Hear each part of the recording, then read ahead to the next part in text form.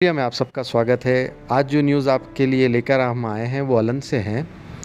अलंत जो है Bidar parliamentary constituency में आता है और वहाँ पर 2 दिन पहले बहुत वायलेंस हुआ था। कहा यह जा रहा है कि पुलिस वालों की तरफ से कि उनके जो व्हीकल्स पे पत्थरबाजी हुई और कई सारे एक जगह बहुत सारे लाठी वगैरह जमा किए गए हैं, जिसकी वजह से पुलिस को वहाँ पे लाठीचार्ज करना पड़ा और सौों की तादाद में अरेस्ट किए गए हैं वहाँ से लोग। मैटर क्या था वहाँ पे, जो मुद्दा था वो ये था कि लाडले मशाख जो दरगाह है, वहाँ पे मशहूर दरगाह है, वहाँ पे बताया ये जा रहा है कि वहाँ पे एक शिवलिंग की पूजा करने के लिए हमारे जो सेंट्रल मिनिस्टर है भगवंत खूबा साहब, जो बिदर के एमपी भी हैं, उन्होंने वहाँ के मुकामी एमएलए के साथ जाकर पूजा की। वहाँ पे बताया ये जा रहा है कि स्टेटस क्यू मेंटेन करने की अपील थी, लेकिन फिर भी एमपी साहब ने वहाँ पर जाकर पूजा की। वो प्रमाइसेस के अंदर आता है दरगाह के, इसलिए वहाँ पर 2 गुटों में जो है वायलेंस की इम्कानात थे। उसको दरकिनार करते हुए एमपी साहब वहाँ पर गए, जाकर जो है वहाँ पे पूजा की, जिसकी वजह से तनाव बहुत ज़्यादा बढ़ गया। और बिदर पार्लियामेंट्री कॉन्स्टिट्यूंसी के अंडर आता है, इसलिए बिदर की तरफ से रिप्रेजेंटेशन भी गया था।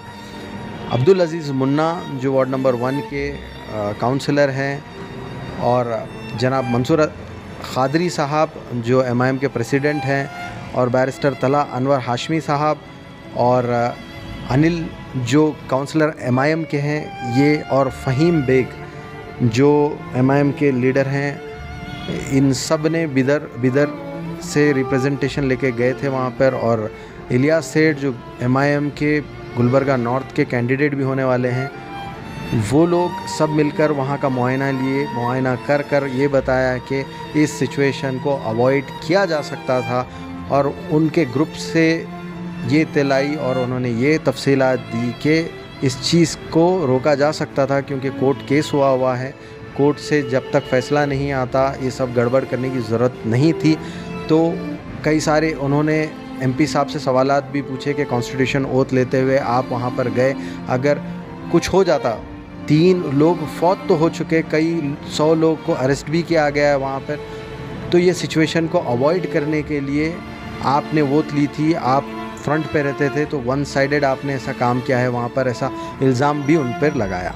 जैसे कि आप देख सकते हैं कि घर घर जाकर एक क़ियादत बिदर की तरफ से जो निकली थी, जैसे कि मैंने आपको बताया कि सारे वो नाम सारे गली गली घूमकर पूछा उनसे कि क्या आप कैसे हैं, क्या हैं, और जो जनाब इलियास सेठ हैं उनकी तरफ से खाना भी प्रोवाइड किया गया वहाँ के लोगों को।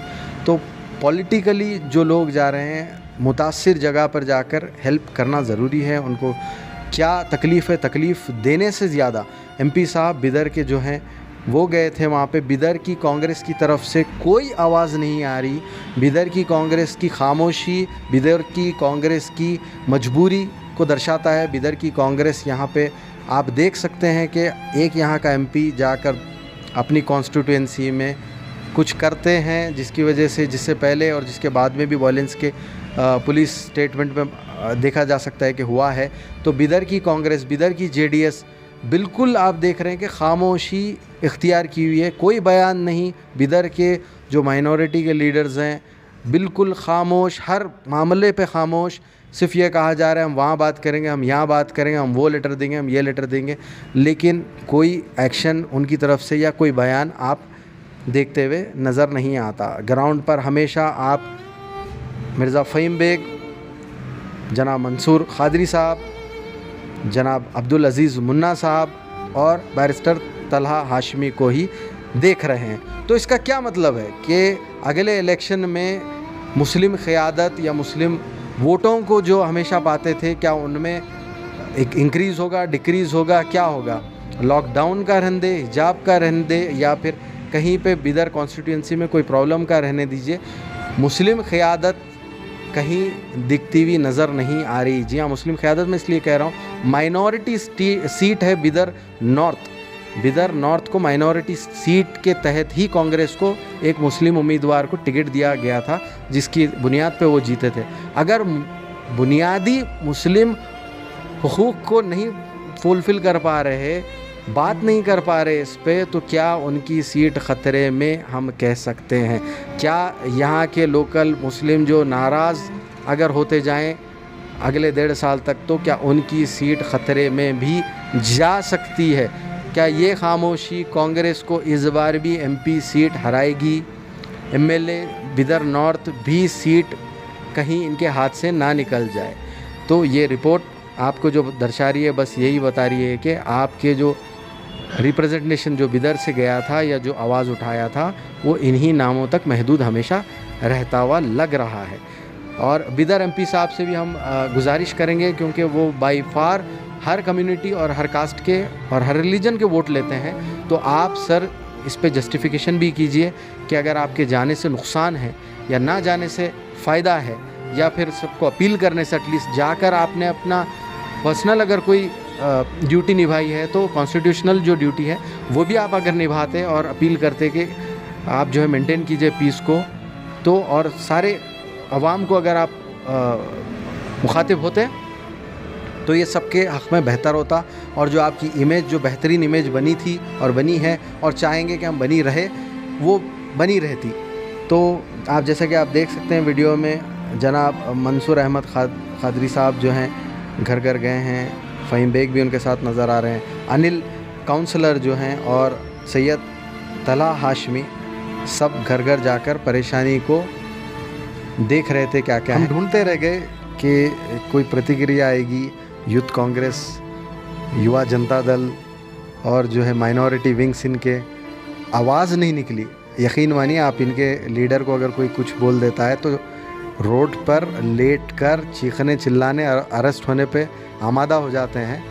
तो हमें ये देखना चाहिए कि आपके मुस्तकबिल के लिए कौन लड़ रहा है, फ़ोटो खिंचाने के लिए और लीडर बनने के लिए कौन लड़ रहा है। तो अगली बार जब भी आप ये यूथ कांग्रेस, माइनॉरिटी, और माइनॉरिटी में जब कह रहा हूँ तो जनता दल में भी हैं और कांग्रेस में भी हैं, ये नामज़द जो सेकुलर पार्टीज़ जब अगली बार आपके पास आएँ और कहें कि हम माइनॉरिटी डिपार्टमेंट के फ़लाँ हैं, तो उनसे ज़रूर सवाल पूछिए। यूथ विंग के हम फ़लाँ हैं, तो उनको पूछिए कि आपका काम हमको रिप्रेजेंट करते हुए सिर्फ फ़ोटो खिंचवाना है या हमारे रिलेटेड इश्यूज़ पे ज़बान खोलकर बात करना भी है। पुलिस वाले अगर गलत करे तो उनको भी जो है ना बख्शा नहीं जाता। पुलिस वाले गलत बराबर करे, उनको कानून हाथ में लेने की उनको भी इजाजत नहीं है।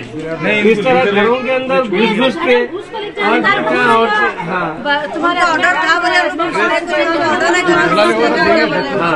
तुम्हारे बच्चा को लेकर तुम्हारे बोरी में छोटे बच्चों को कोई भी आप कुछ भी अरेस्टिंग हो सब लोग गुलबर्गा मंडल के सदर आगे जो है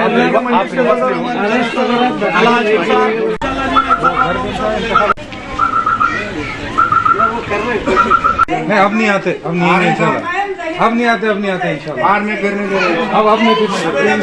1-2-3 दिन जरा सब्र कीजिए, हालात सुधरेंगे। 1-2-3 दिन तक इंशाल्लाह। पूरा बंदा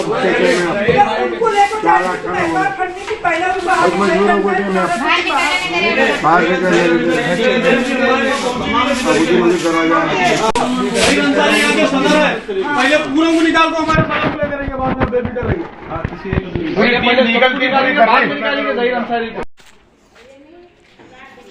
क्या उम्र थी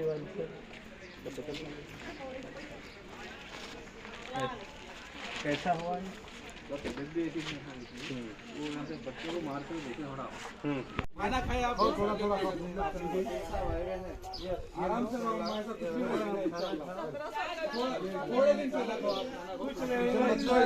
पूरी टीम लगी, पूरा गुलबर्गा पूरे कर्नाटक में बिदर से सदर साहब पूरे